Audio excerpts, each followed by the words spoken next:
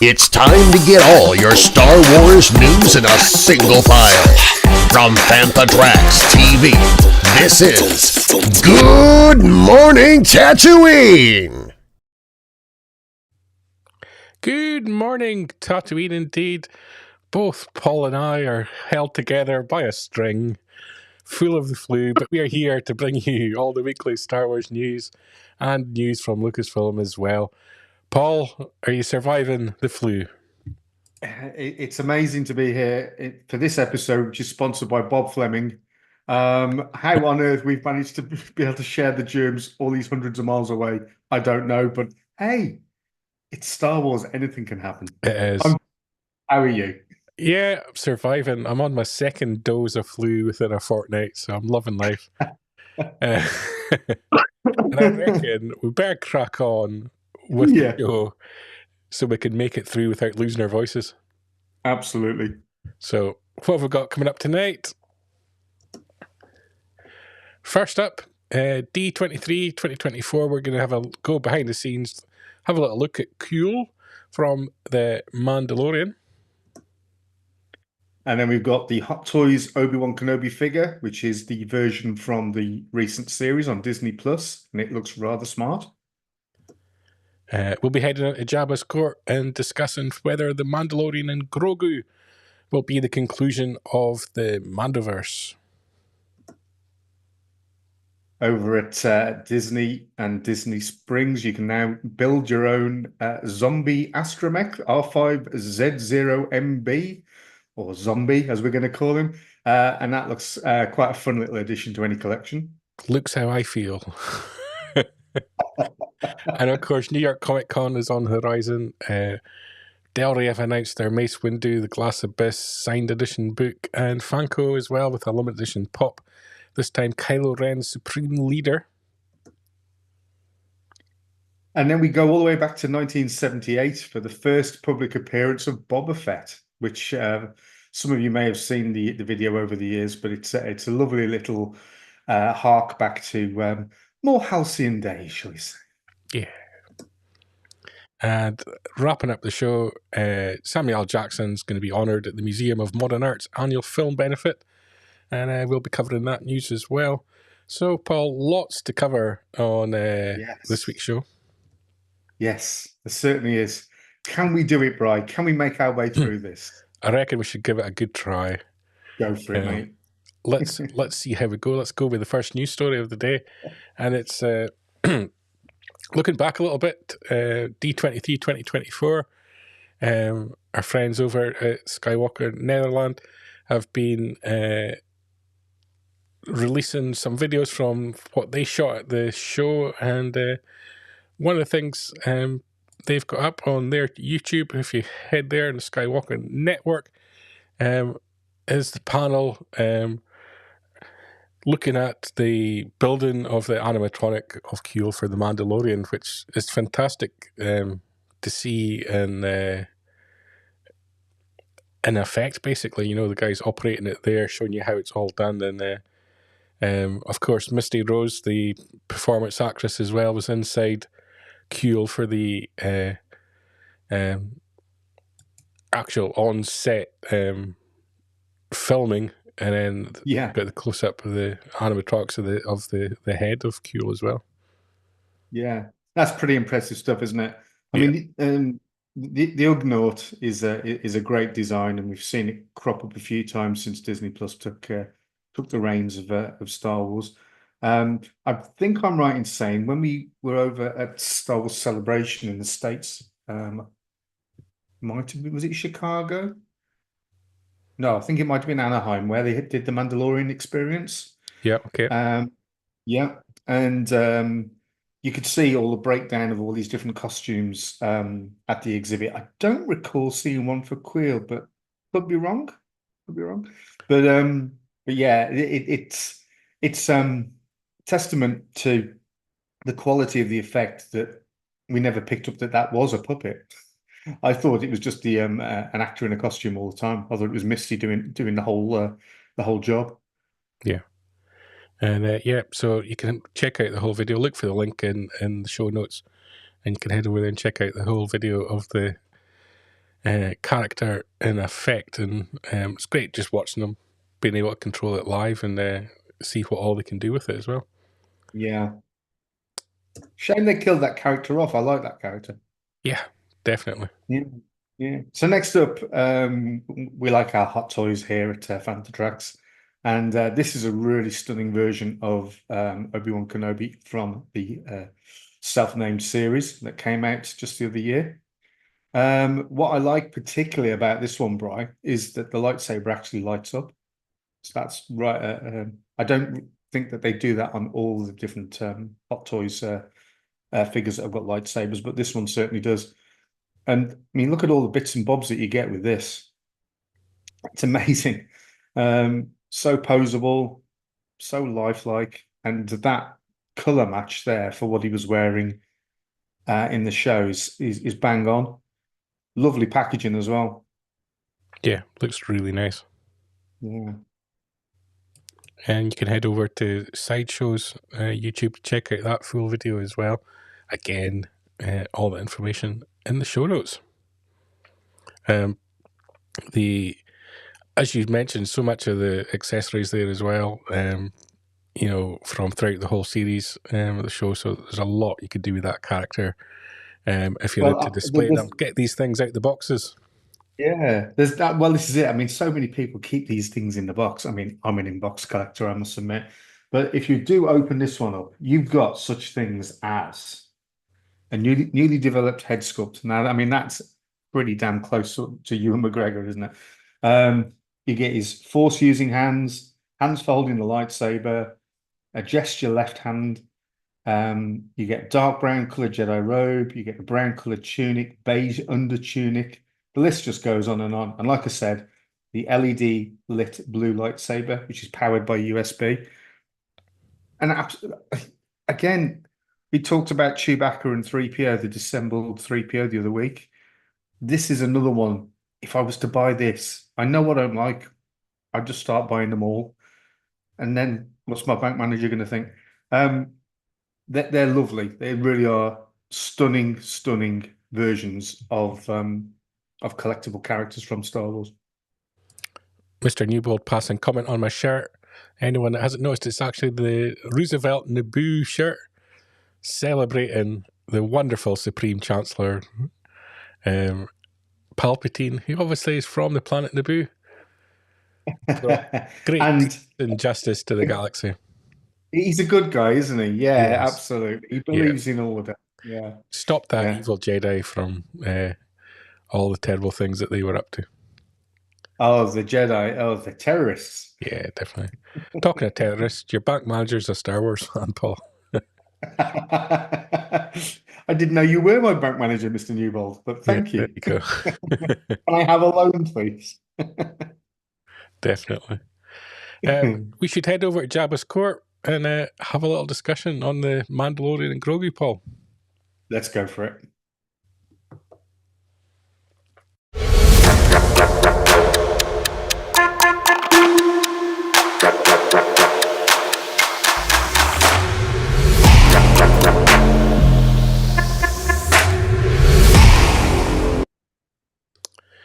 So this week's discussion point is, should the Mandalorian and Grogu be the conclusion of the Mandoverse?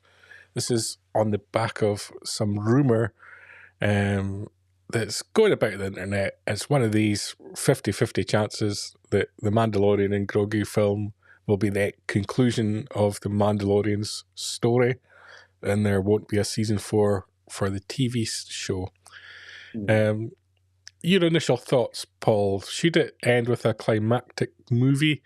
Obviously, we don't know what the plot's going to be as such, and the last series kind of ended on a happily ever after kind of motif. Dreadful, wasn't it? Dreadful ending. In a way, I'm glad that wasn't the end of it all, because season 3 was patchy at best. I loved The Mandalorian. Season 1 and season 2, I could watch over and over again. Season 3 is a difficult watch. And as for that sort of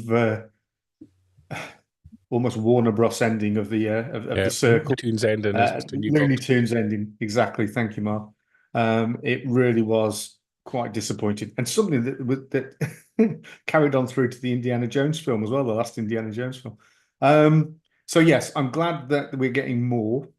I believe I've read that this does replace what they were planning to do for season 4. But also, I'm right in thinking that there's a Filoni film coming up. Yeah, so obviously we've had the Mandalorian and Grogu, which is coming from Jon Favreau as director, but we've also got a Dave Filoni directed movie to come as well.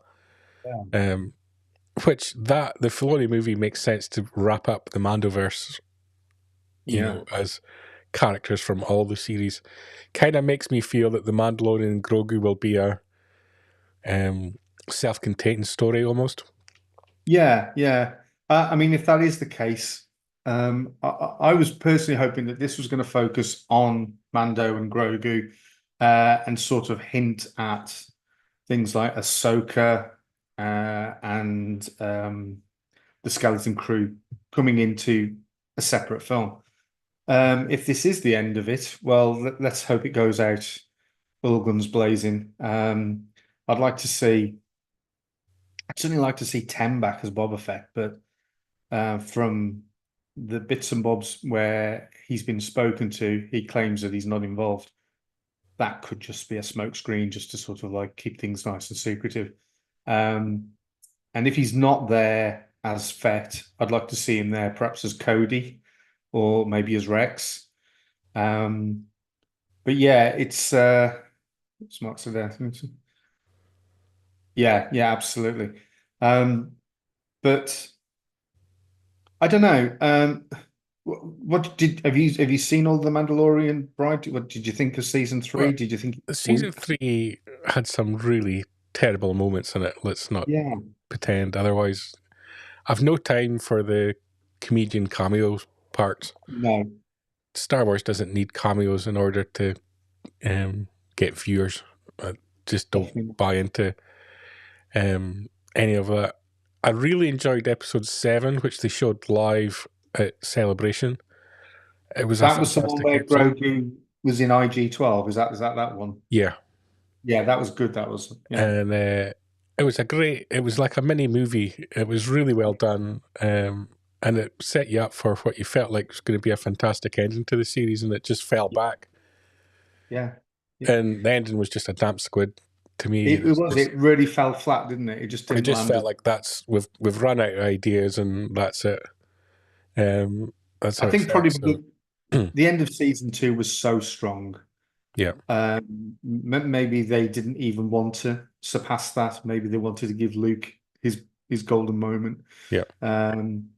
But yeah, we definitely need Tem to be there in some form or other. It doesn't have to be Fett. There's so many characters that he could play. Yeah. And that would be brilliant to see. For me, there needs to be a clear idea as to what the movie is, because there's nothing story-wise that makes sense for a continuation. You know, there's nothing sort of left there really that justifies a movie in my head. It kind of feels that the movies have been a little bit of a disaster in terms of getting the support of the fan base, or a universal support of the fan base. They've seen The Mandalorian as a TV series that was quite widely accepted, and said, right, let's make a movie and that'll resolve a lot of issues. And I think that's why they've sort of sandwiched Grogu's name into it as well, because Grogu became some kind of internet meme stroke sellable product when he debuted. So it kind of crossed genres a little bit. We don't want a movie for a a movie's clear sake. story. Yeah, we don't want a movie for a movie's sake. We want something that drives the story, pushes the narrative in a different direction, and does something cool with it. I mean, Star Wars has been away from movie theaters by the time this comes out for what, 8 years? Yeah. We need it to be strong. That's all we ask. And change the title. That title is rubbish. Give it a proper good title. I think it's also apparent that the actor doesn't want to be as involved with it anymore, whatever's going on behind the scenes there. Yeah. So for me, I'd be quite happy for the Mandalorian Grogu to end the Mandalorian storyline, and for Dave Filoni's film to wrap up the rest of the characters introduced in that Mandoverse, if that makes sense. Yeah. Pedro, clearly, he's just a voice now, isn't he? No, we don't want any of those cameos back. Thank you very much. It really does pull you out of the story when you see people like Jack Black and Lizzo in it, and even Christopher Lloyd. And then there was that really strange episode with Pershing that didn't do really anything. Yeah. I mean, if it had driven the story to a different direction, if it had actually added to it, then great. But that could have been told in a 5-minute scene. It didn't need to be a whole episode. Yeah.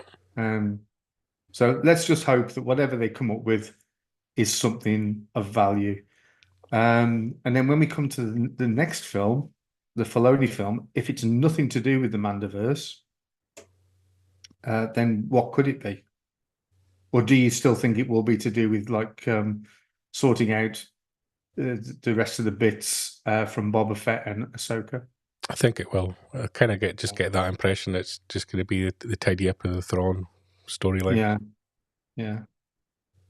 Which is a shame, because I'd really love to see the original Thrawn trilogy made into something, even if it's something by Pixar. I'd love to see that. Yeah. Okay, that's kind of, I think, Jabba's court done. It's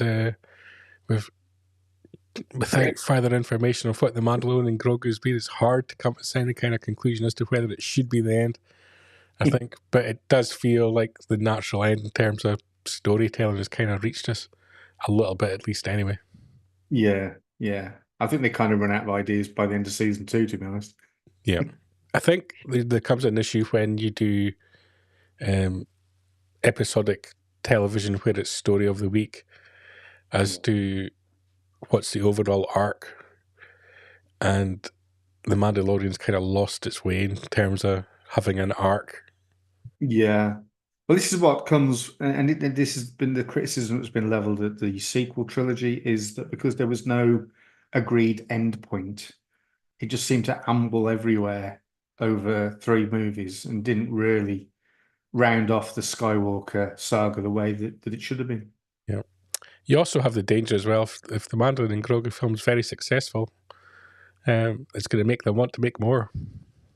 Well, there's always that chance, unless they kill them off. Yeah. In which case they'll struggle. Definitely. Jabba's Court's part of Good Morning Tatooine, your weekly recap of all the latest Star Wars news, streaming live every Sunday at 9 p.m. in the UK, 4 p.m. in New York, and it's released as a video on Father Tracks TV every Wednesday at 7 p.m. So back to the news, Paul. We have coming up now, we're headed to Disney parks.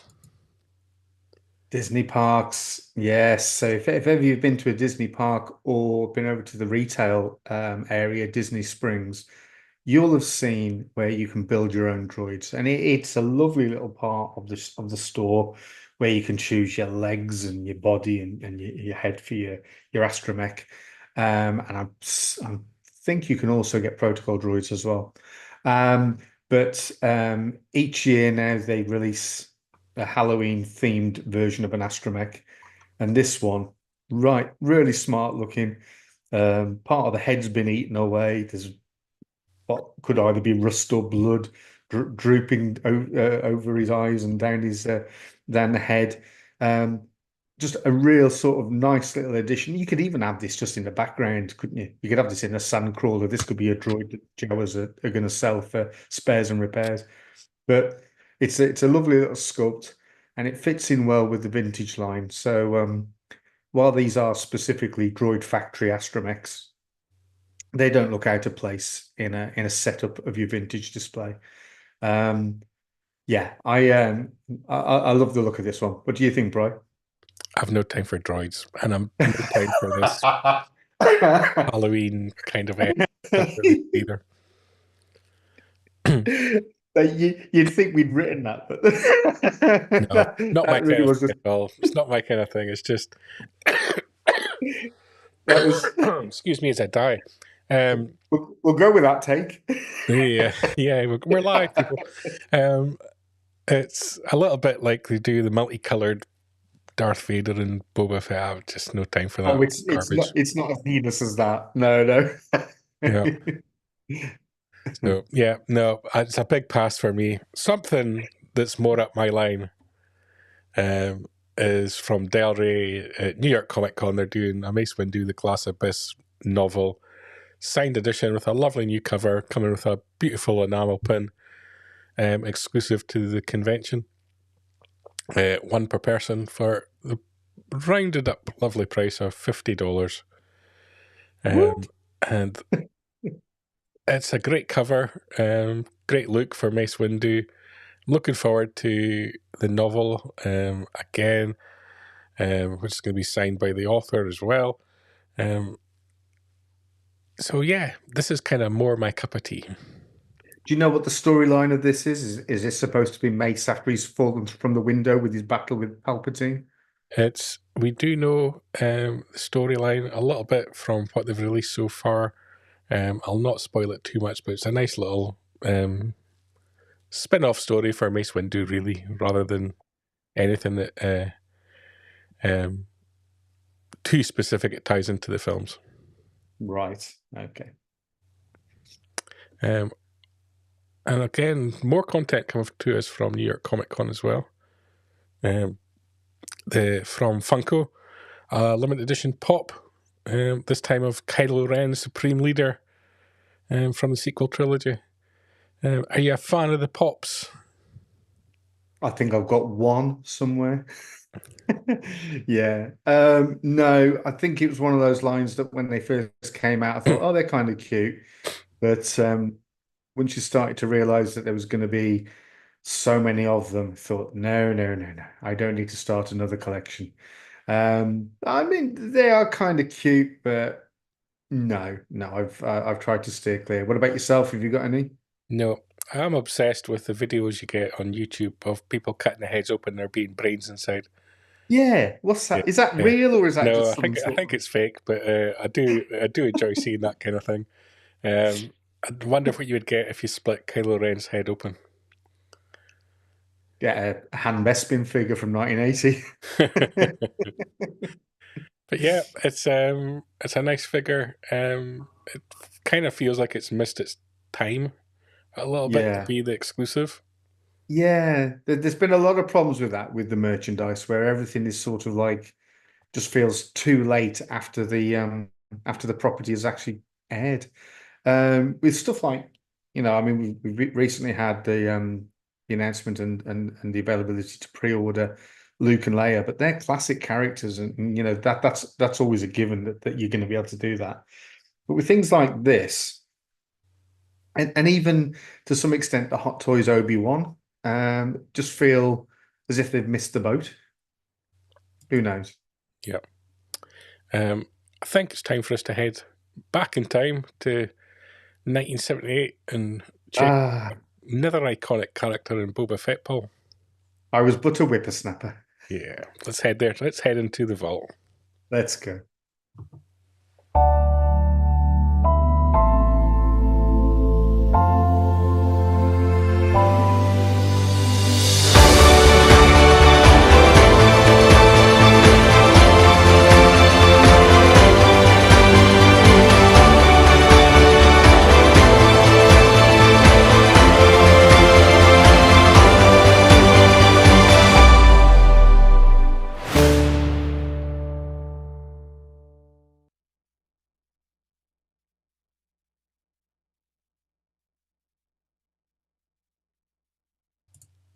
This is almost. And sorry, just I cut off your microphone there for a moment, Paul.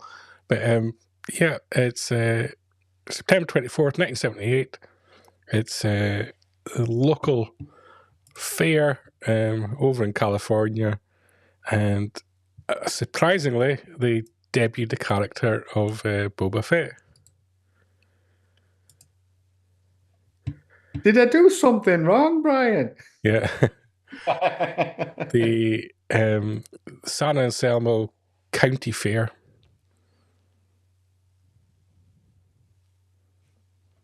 And in the costume, we had Dwayne Dunham. Have you heard of him before, Brian?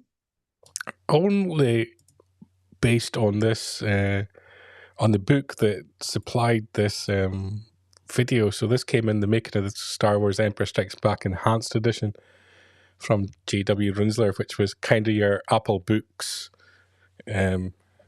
version of the, I guess, what would you call it? The online kind of version of the publication. So you would get audio clips and video clips along with the digital version of the book. Yeah, and Rinsler did loads of different behind-the-scenes books over the years, but sadly passed away in 2021. Yeah, yeah. Boba Fett became something of an iconic character.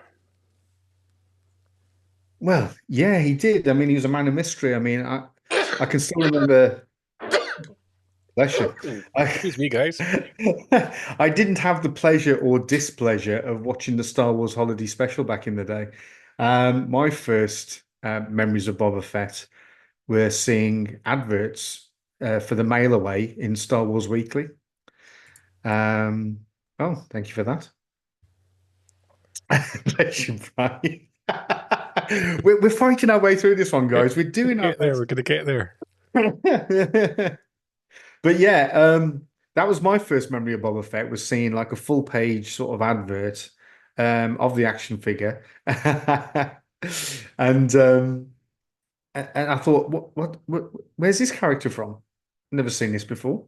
And then obviously you read that it was like the new big bad from The Empire Strikes Back. But that was, this goes back to what we've just been talking about. This is proper marketing. This was leading up to the film rather than, 3 years after it's come out and had sort of mixed reviews. But yeah, what was your first memories of Boba Fett? I wasn't aware of him, I don't think, until he was in The Empire Strikes Back. Yeah. And he was kind of that man of mystery, and that kind of worked. And I think as the years have gone on, especially with the most recent TV series, it kind of maybe showed how difficult it is to have content that focuses on Boba Fett. Like, I really enjoyed his debut in the Mandalorian series, and it was kind of just enough. But when the focus became him, I don't know if it worked as much. I actually enjoyed the bits of him with the Tusken Raiders. It was just when it got into the whole him being front and center and running Jabba's court and being in charge of the Power Rangers and all that kind of thing, just didn't work for me the same. Perhaps maybe the teeth that he purchased from Turkey. I don't know. It could have been that as well. His turkey teeth. Yeah. But I quite enjoyed the series. I thought it was okay. I could see what they were trying to do with it, and at the end of it, like I said before, he clearly states that he doesn't want to do that anymore. He wants to go back to being a bounty hunter. So I think whatever came next would have been more satisfying for fans to see. So perhaps they should have relegated that storyline to about episode 5, and then gone out with 3 episodes where he is a badass again. And then people would have been happy. They would have understood the arc better. It didn't help that we had 2 episodes of Mando thrown in for good measure as well. That was kind of weird. If you had any misgivings of should Boba Fett have his own series, then you were almost rewarded with the fact that they basically made a Mandalorian double episode in the middle of the series. 2.5, yeah. Yeah, that was kind of undercut everything really that they'd been trying to achieve with Boba Fett, I think. Yeah, definitely. Yeah. But he's a good character. He's somebody that I've always thought that he's great, but I've never idolized him like some people have. And I know that there are people out there who love the original version of Fett. Were hugely disappointed by what happened in the Disney Plus series, and don't even consider that as worthy of collecting, that's their prerogative, I suppose, at the end of the day, isn't it? Yeah. And I do often think that, you want to find a new fan base, you want to find new fans. But if you're making something that alienates the existing fan base so much, you've done it wrong. Yeah. And, because your first thing is we can get all the Boba Fett fans on board and then add to that. Not let's go back to square zero and try and find a fan base from scratch. Which is what they should have been aiming to do, obviously. Yeah, and you could argue the same for Luke Skywalker as well. That should have been about keeping the existing fan base happy and expanding on it, rather than completely changing the way that we expected the character to go. Yeah. Okay, with that point, I think that's this week's From the Vault. So we'll head back to Good Morning Tatooine. Hurrah! And get rid of that. You can see we're struggling. Oh, you can see we're struggling through this week.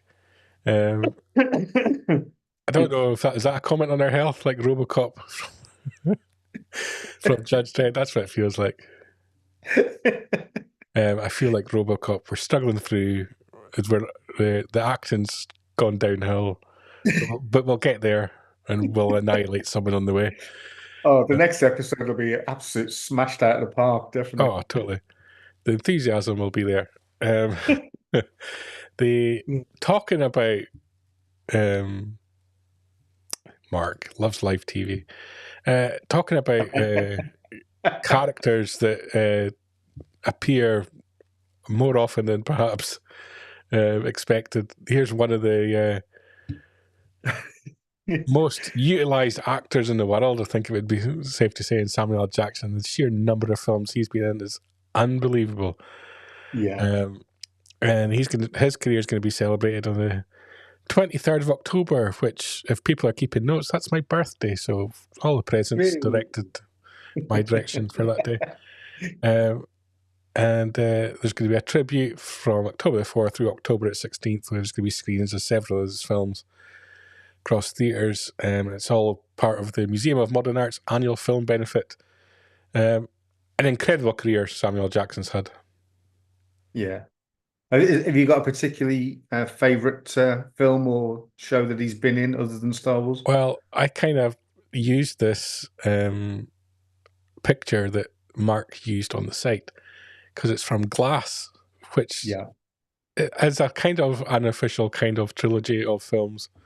Yeah. And I just think they're so underrated and so underappreciated as a trio of films. And I kind of just really dig it.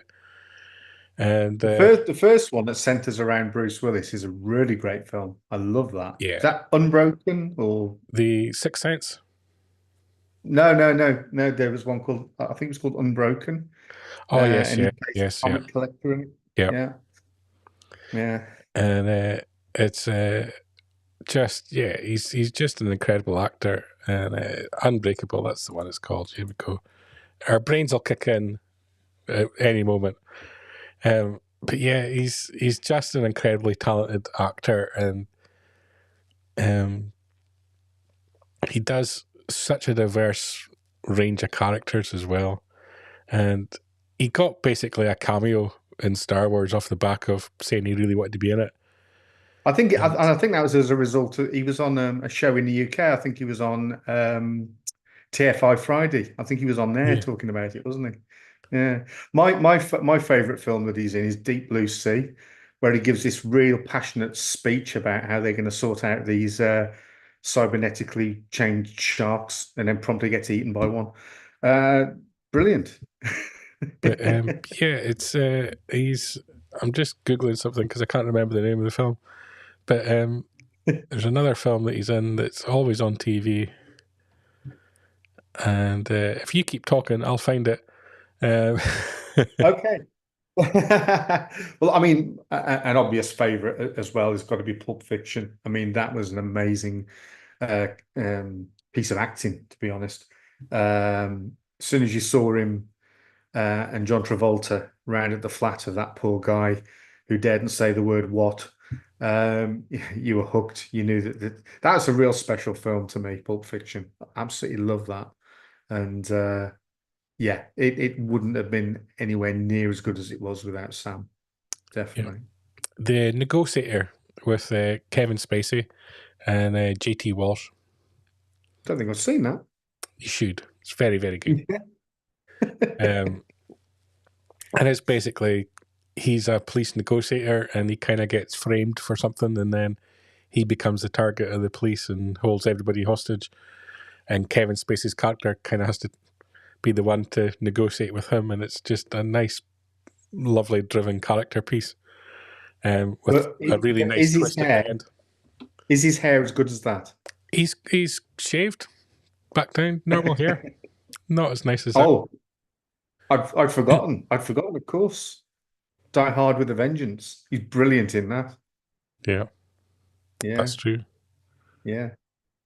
Yeah, so many great performances from Samuel Jackson, and I think he kind of made Mace Windu something out of nothing, really, and got a nice ending.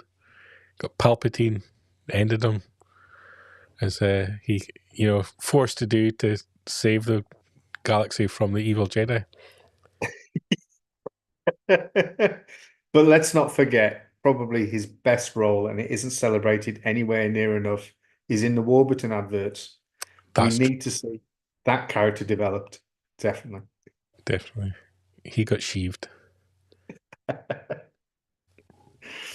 That's a great way, I think, to end the news for this week's show and wrap up the show, Paul. Well, for us, that's a short show. It is. We've made it. We've made it through, haven't we? We did it, Brian. We did. I knew we could. Oh. And of course, each and every week, you can get all your Star Wars news in a single file over on fantatracks.com. Daily Star Wars news, Lucasfilm news, films, TV, collecting, fashion, gaming, literature, music, art, interviews, event coverage, podcasts, and reviews. And don't forget Fantatracks social media, which is available on all these platforms. So we're on Instagram, Facebook, Threads, X, or Twitter, and TikTok. And of course, there's Fantatracks Radio. Loads of different shows released throughout the month. Mark, nudge, nudge. We need to get together to record the next episode of Start Your Engines. Let me know when you're free. Have you got something special coming up soon, Brian? Not that I'm aware of, but on Fantatracks TV, we're going to have more episodes of Good Morning Tatooine with more enthusiasm and energy starting from next week. You can catch Jabba's Score every Wednesday, and I keep promising there is going to be live streaming gaming starting in October from Fantatracks. That's the one I'm referring to. Was it? But just as we're doing that, Mr. McHugh's commented with this, which is amazing about Samuel L. Jackson playing holes at Kingsbarn. He signed his lost ball that Mr. McHugh found. That's awesome. Love that. I love stories like that. Well, and let's face it, Paul has got loads of great stories. There's just another one. Yeah. Making Tracks is coming out on Tuesday. Desert Planet this Friday. And Claire Hendry also pointing out there's Planet Leia as well. Never heard of it. Yeah, we love Planet Leia. Paul, we've made it through to the end. Oh, we I did think it, mate. that's an achievement in itself. And we'll be back next week, hopefully, if we survive. Yeah, we'll be firing on all cylinders next week, definitely. Absolutely. And we'll see you guys all there. Thanks for joining us in the chat and tuning in live. And give us some abuse in the comments if you're watching this on repeat as well. And we'll be back next Sunday. We'll see you then. Good night, Bob. Keep up to date with the latest Star Wars news each and every day on panthatracks.com. You can also find us on Twitter, Facebook, Instagram, TikTok, Tumblr, and Pinterest at Panthatracks. And be sure to like, comment, subscribe, and follow Panthatracks TV to be alerted to new content and to be a part of our live shows.